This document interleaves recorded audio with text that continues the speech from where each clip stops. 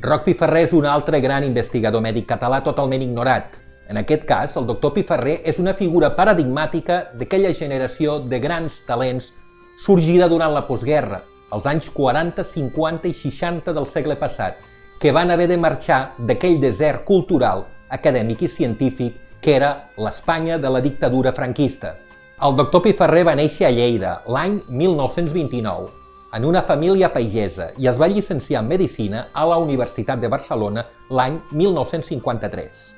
No passarien ni 3 anys que Piferrer marxaria als Estats Units. Allà i al Canadà desenvoluparia tota la seva carrera. El doctor Piferrer es va especialitzar en cirurgia cardiovascular i es va convertir en un dels pioners de la cirurgia cardíaca. Va assolir el prestigi i el reconeixement universals quan, l'any 1972, va practicar amb èxit la primera intervenció quirúrgica de la història a un pacient en plena crisi cardíaca. Durant la seva carrera, el doctor Piferrer va exercir com a cirurgià en 6 hospitals dels Estats Units i del Canadà i com a catedràtic en una universitat. Es va dedicar bàsicament a l'estudi i investigació de la patologia de l'aparell circulatori i respiratori i va escriure més de 150 llibres que actualment són de consulta obligada pels cardiòlegs d'arreu del món.